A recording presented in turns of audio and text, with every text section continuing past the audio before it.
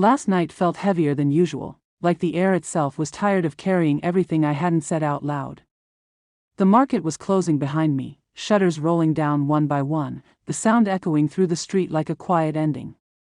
I adjusted the bag in my hand and started walking home, counting my steps without realizing it, just to keep my mind from drifting somewhere it shouldn't. Things hadn't been right for a while.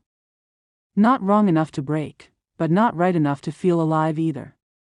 Conversations had become shorter, pauses had become longer, and silence had somehow turned into the most common thing between us. I kept telling myself it was just a phase. People get busy. Feelings settle. Life gets in the way. That's what I believed, or at least what I forced myself to believe. That I was halfway down the dim street when I noticed him. A boy, maybe a few years younger than me, standing near a flickering streetlight like he had been waiting for someone. I didn't think much of it at first. People wait. People wander. It wasn't unusual. What was unusual was the way he looked at me when I got closer, not curious, not confused, but certain that I tried to walk past him without making eye contact, but he stepped forward just enough to block my path. Not aggressively, not threateningly, just enough to make me stop. Do you trust the person waiting for you at home? The question didn't feel like a question. It felt placed, deliberate, like he already knew the answer and just wanted to hear me say it. I frowned, slightly annoyed. What kind of question is that? I said, trying to keep my voice steady. That he shrugged lightly, almost amused. A simple one. I scoffed and stepped around him, continuing to walk. I wasn't interested in random conversations with strangers, especially not ones that started like that. But then I heard his footsteps behind me. Not fast, not chasing, just matching my pace. You walk like someone who's thinking too much, he said. That I stopped again, turning this time with irritation I didn't bother hiding. Look, I don't know you. Stop following me. I'm not following you, he replied calmly. I'm just walking the same direction. There was something off about how comfortable he was, like this situation belonged to him more than it did to me. I exhaled sharply and turned away again, deciding to ignore him completely. But ignoring him didn't make his presence disappear. Late replies bother you, don't they? He said after a few seconds. My steps slowed without my permission, and when they finally come, he continued, they feel empty. Like they're written out of habit, not feeling. I stopped walking. That wasn't a guess. That was specific. That I turned back slowly, my chest tightening in a way I couldn't explain. What do you want? He tilted his head slightly, studying me like I was the one being difficult. Nothing. I just notice things. You don't know anything about me. Don't I? He said, and for the first time, there was something sharp in his tone. Not aggressive, but precise. You check your phone more than you admit. You reread messages looking for something that isn't there anymore. And you keep telling yourself it's normal. I felt something shift inside me. Not fear exactly, but discomfort deep enough to make me question why I hadn't walked away faster. Stay out of my business, I muttered, turning again, walking quicker this time. For a moment, there was silence. I thought maybe that was it, maybe he'd finally stop. But then his voice came again, quieter this time, almost like a warning. You already know something's wrong. I didn't respond. I didn't stop. But I heard every word. You just don't want to prove it. My grip tightened around the bag in my hand as my thoughts started racing in directions I had been avoiding for weeks. Late nights. Short answers.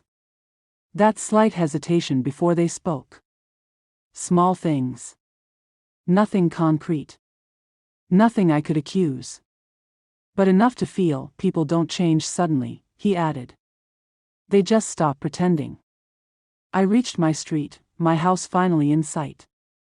Relief should have come, but it didn't. It just felt like I was carrying the conversation with me. That I slowed down near the gate, debating whether to look back. Part of me didn't want to. But another part needed to know. When I turned, he was still there.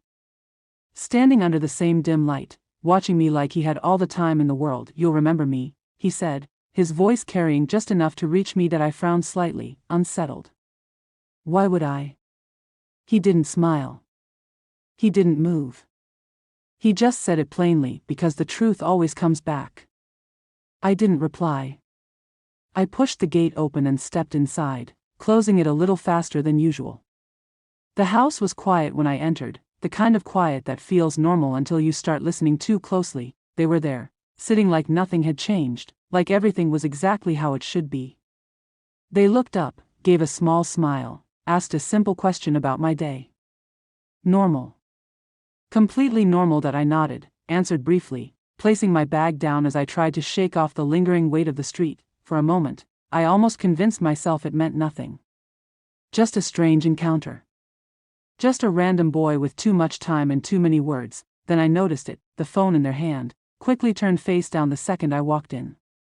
The slight pause before they spoke again. The way their eyes didn't quite meet mine for more than a second. That it was small. So small that anyone else would ignore it, but I didn't, and suddenly, his voice didn't feel so random anymore. I didn't sleep that night. Every time I closed my eyes, my thoughts pulled me back into everything I had been avoiding for years. Not just what happened a few hours ago, but everything beneath it. The silence in my marriage, the slow fading of connection, the way I had learned to exist without being seen. By the time the morning light started creeping in, something inside me felt different. Not better, not healed, but clearer. The confusion had settled into something more solid. I wasn't questioning what I felt anymore. I wasn't trying to minimize it or push it aside. I was finally facing it without excuses. That I got up and moved through the house slowly, noticing things I hadn't paid attention to before. The untouched dinner from the night before, the empty side of the bed, the quiet that no longer felt temporary. It felt permanent now, like a truth I had been living with but refusing to name. My phone was still in my hand when it buzzed again, another message from my husband. Busy morning. We'll call later. I stared at it, and for the first time, I didn't feel the need to respond immediately.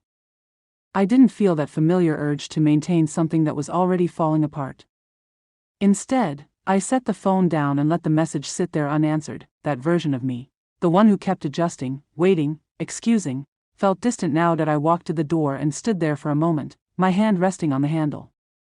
The memory of the night before flickered through my mind, but it didn't freeze me this time. It didn't control me. It just reminded me of something important, that I had ignored my instincts for too long. That I opened the door, stepping outside into the quiet morning. The air felt different. Still, but not suffocating. I glanced toward my neighbor's house without meaning to. Everything looked normal. No sign of what had happened. No indication that anything was different, but I knew better. That I turned away and went back inside, closing the door behind me with intention this time. Not out of fear, but out of decision. There was a difference. That I picked up my phone again and opened my messages. My husband's name sat at the top, familiar but distant. I didn't hesitate this time. I think we need to talk, I typed. That I stared at the message for a second before sending it. It wasn't dramatic. It wasn't emotional. But it carried everything I hadn't been saying. That a few minutes passed before he replied. About what? I let out a quiet breath, not out of frustration, but out of realization. That question alone said more than anything else. About us, I responded. This time, the delay was longer. When his reply finally came, it was shorter than I expected. Okay. That was it. No urgency. No concern.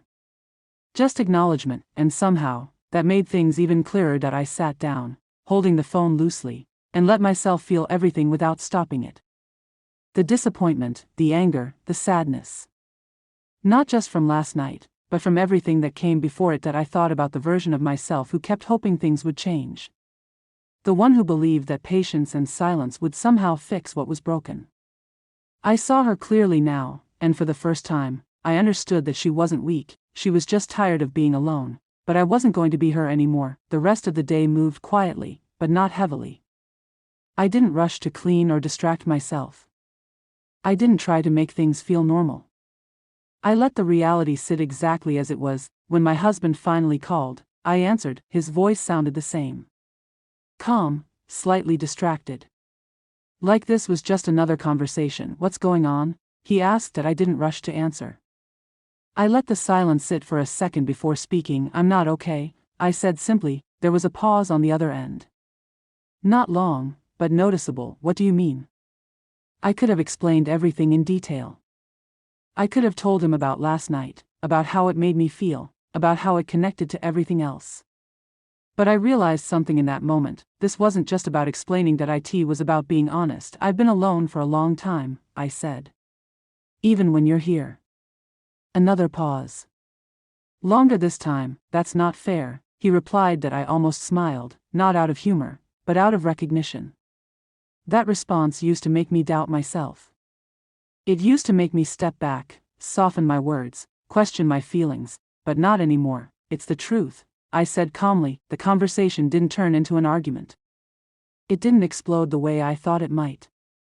Instead, it revealed something quieter, something more final, that a disconnect that had been there all along. That we talked, but not in a way that fixed anything. It wasn't about solutions anymore. It was about acknowledgement. About finally saying things out loud that had been building for years. When the call ended, I didn't feel relief, but I didn't feel trapped either. That I sat there for a while, letting the quiet settle around me again. But this time, it wasn't the same kind of silence. It didn't feel like something I was stuck in. That it felt like something I could move through. That night changed something in me. Not because of what happened, but because of what it forced me to see. The truth I had been avoiding didn't feel distant anymore. It felt undeniable. That I wasn't just reacting to one moment. That I was waking up to everything, and for the first time in a long time, I wasn't afraid of what came next.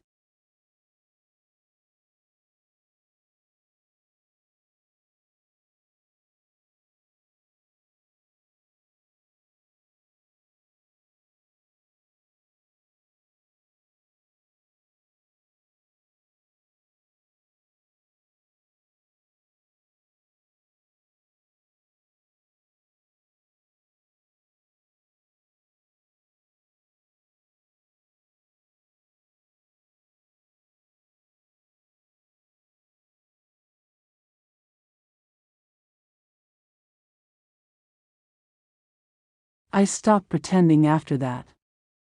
There was no point in acting normal when normal had already slipped away. Every interaction felt layered now, carrying meanings beneath words. I could feel myself hardening, becoming quieter, more deliberate. I wasn't spying or accusing. I was observing, collecting proof that couldn't be denied even if no one confessed it out loud. The distance between me and my partner became undeniable. Conversations turned functional, stripped of warmth. Questions were answered, but not expanded on. I noticed how often I was reassured instead of included. You're imagining things. Nothing is wrong. Why are you acting like this? Each sentence landed like a dismissal, not because it was harsh, but because it avoided the truth I could feel pressing against my chest. Eventually, I spoke up. Not dramatically. Not emotionally. I chose calm because I wanted honesty, not defense. I said I felt pushed aside. I said I felt like something had changed between us. I didn't mention my uncle by name at first. I wanted to see if my partner would go there on their own. They didn't. Instead, they sighed, looked away, and told me I was being insecure. That stress had made me sensitive. That I should trust them more. The words were smooth, practiced. And in that moment, I understood something painful. When someone starts protecting a connection, they will do it even at the cost of another. When I finally said his name, the room felt smaller. My partner stiffened, just for a second.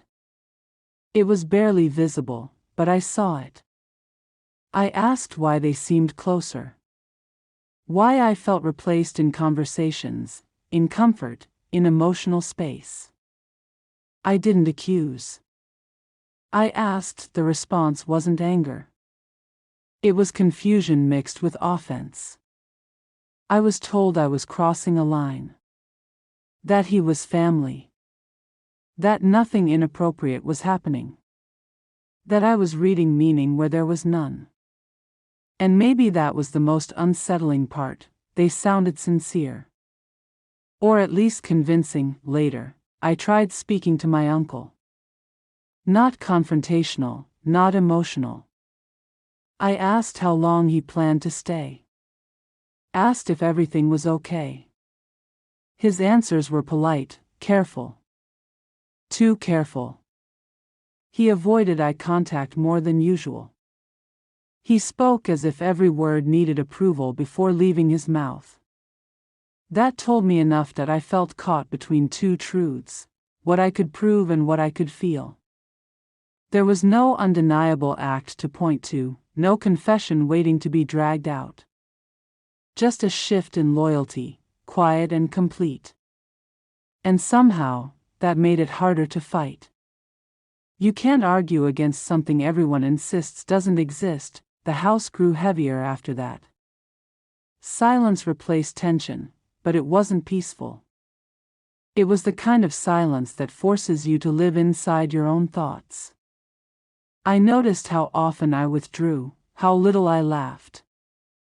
I stopped reaching out, stopped trying to reclaim what was already slipping through my fingers. What hurt wasn't just the closeness between them. It was realizing that my pain had become inconvenient.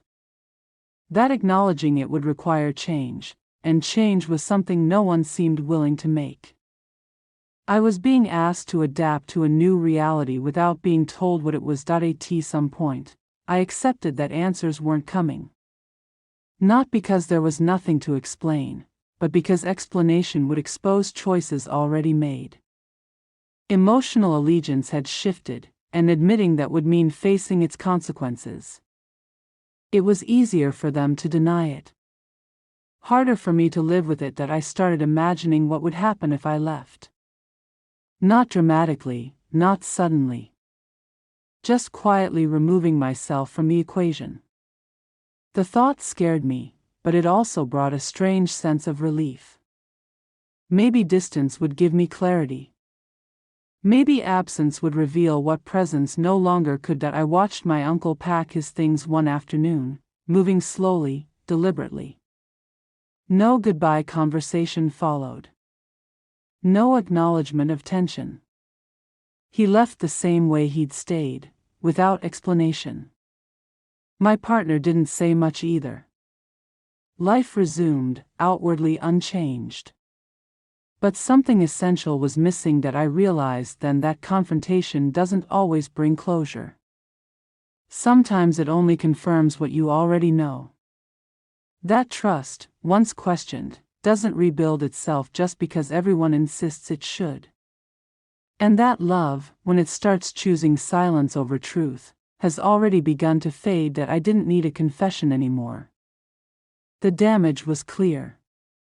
The bond one thought was unbreakable had been quietly compromised, not by a single act, but by a series of choices that excluded me. And standing there, surrounded by the remains of a conversation no one wanted to finish, I understood that whatever came next would depend on whether I was willing to keep accepting half-truths just to avoid being alone.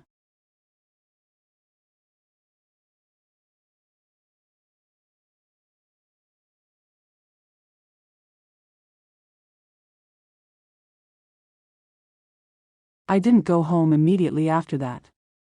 I walked without direction, letting the streets blur into each other, trying to process something that didn't feel real but hurt too precisely to be false. Every step felt heavier, like I was carrying two betrayals at once, one I had suffered, and one I had become. By the time I reached the door, I already knew there was no version of this where things stayed the same. Still, I stepped inside like routine might save something. It didn't. They were there, exactly where they usually were, like nothing had shifted. That normalcy felt sharper than any argument could have. For a moment, I just stood there, looking at them, wondering how long this had been happening, how long I had been standing in the same place without seeing anything clearly. "We need to talk," I said. My voice didn't shake. That surprised me. They looked up, confused at first, then cautious. "About what?" "About us," I replied. "Or whatever this is now." A pause followed. Not long, but long enough to confirm everything I needed to know. People don't hesitate when things are simple. They hesitate when they're deciding how much to hide, "What's wrong?" they asked that. I almost laughed at that. Not because it was funny, but because it sounded distant, like a question asked out of obligation, not concern. "You tell me," I said. They frowned slightly, defensive already. "I don't know what you're talking about." I took a slow breath, holding on to the last bit of control I had. "I know you've been seeing someone else." Silence. No immediate denial. No confusion. Just stillness. That was enough. "Say something," I added, quieter now. They looked away first. That small movement carried more truth than any confession. "It's not what you think," they said finally. "That it never is." "Then explain it in a way that makes sense," I replied. Another pause. Another calculation. "It didn't mean anything," they said. That sentence landed harder than any admission could have. Not because it softened the betrayal, but because it reduced it. Like everything we had was small enough to be replaced without consequence. That I nodded slowly. It meant enough to hide. They didn't argue that. The room felt smaller now, like the air had thickened around us. I could feel the distance clearly for the first time, not just emotional, but real, undeniable. "You could have told me," I said, "before it got to this point." "And what would that have changed?" they asked. The honesty in that question cut deeper than anything else. Because it wasn't defensive. It was genuine. That I didn't answer right away. I thought about it. About all the moments I tried to fix things alone. About all the silence that built up between us. Maybe nothing, I admitted. But at least it would have been honest. They looked at me then, really looked, like they were trying to find something that wasn't there anymore. "You're acting like you didn't feel it too," they said. "The distance. The change." "I felt it," I replied. "I just didn't replace you because of it." The words came out sharper than I expected. Another silence, this one heavier. "Have you?" they asked suddenly. The question hung in the air, unavoidable. For a second, I thought about denying it. About keeping at least one side clean. But there was no point. "Not anymore." "Yes," I said. Their expression changed instantly. Not shock, not even anger, just something quieter. Something that looked a lot like the same realization I had gone through earlier, when, they asked. "It doesn't matter," I replied. "It does to me." I held their gaze, steady this time. It happened after I already knew something was wrong. After I felt alone long enough to stop recognizing what we were. They didn't interrupt. "It doesn't justify it," I added. "But it explains it." They looked down, absorbing that, just like I had. "So this is it?" they asked after a moment that I didn't answer immediately. I looked around, at the space that used to feel shared, now divided by everything we hadn't said in time. "It's been over for a while," I said quietly. "We just didn't admit it." No argument came after that. No attempt to fix it. Just acceptance that arrived too late to change anything. The conversation ended the same way everything else had, without resolution, just understanding. That I left shortly after. Not dramatically, not in anger. Just calmly, like I was stepping out of something that had already ended before I realized it. Walking outside felt familiar again. Same streets. Same silence. But this time, it wasn't confusing. It was clear that I thought about him, the boy who had approached me that night. About everything he said, everything he didn't say. He didn't create the truth. He just forced me to face it, and maybe that's what made it harder to accept, because it meant this wasn't sudden. That it was built, slowly. Quietly. Over time. That I kept walking, not rushing, not stopping. Just moving forward with a weight that felt different now. Not heavier, just understood. That I used to think betrayal was a single moment. A decision. A mistake, but it isn't. That it's a process. That it starts in silence. Grows in distance. And by the time it shows itself, it's already too late to undo. That I didn't lose them that night. That we lost each other long before that, and now, all that was left, was to stop pretending otherwise.